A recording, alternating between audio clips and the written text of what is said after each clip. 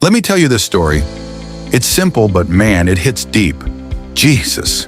He's out by this big lake, the Sea of Galilee, and he sees these fishermen just doing their thing. Not preaching, not in church, just working. Sweaty, tired, just regular people out trying to catch some fish. Now listen, they've been out all night, nothing. Not even a small one, just empty nets. You know how that feels? Like you've been trying and nothing's working? That's them. Now here comes Jesus. He climbs into one of their boats, Simon's boat, and Jesus starts teaching people from there. He's preaching, but Simon is probably just sitting there tired, listening like, okay.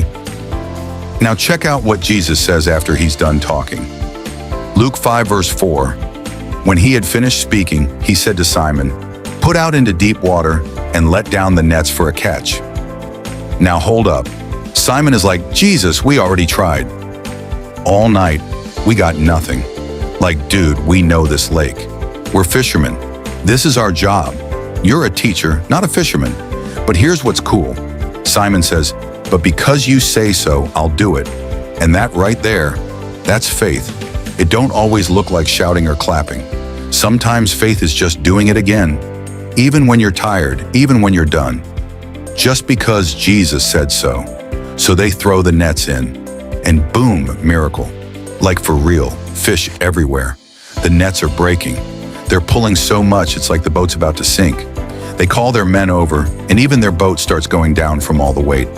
You got to imagine their faces like, yeah, what is happening right now? They were just trying to survive the night, and now they're seeing something divine. Simon? He drops.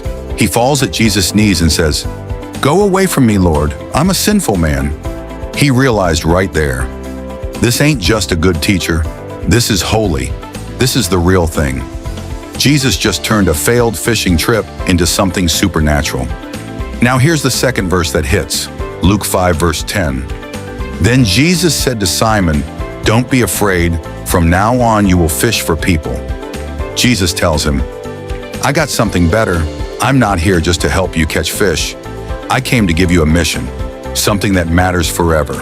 And guess what? Simon, James, and John, they leave it all. The boats, the fish, the job, everything. They follow Jesus, and that right there is where it all started. That's how some of the first disciples joined the mission. Now let me break it down for you. Jesus didn't call them in a temple. He called them at work. He didn't wait till they had it all together. He called them tired, worn out, and empty-handed. And when he showed up, he filled their nets, then filled their hearts with purpose. Maybe that's you today. You've been grinding, trying, nothing's working. You feel stuck, and Jesus is stepping into your boat, not to judge you, but to call you. He's saying, let's go deeper. Let's try again, but this time with me in control. And when you obey, even if it doesn't make sense, that's when the miracle happens.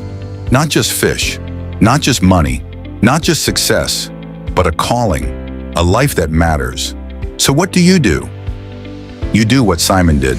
You say, "Because you said so, I will," and you follow. No more fishing for things that don't last. It's time to follow Jesus and fish for souls. All right, that's the story. 2 verses, 1 moment. Whole life changed. And maybe today that moment is for you too.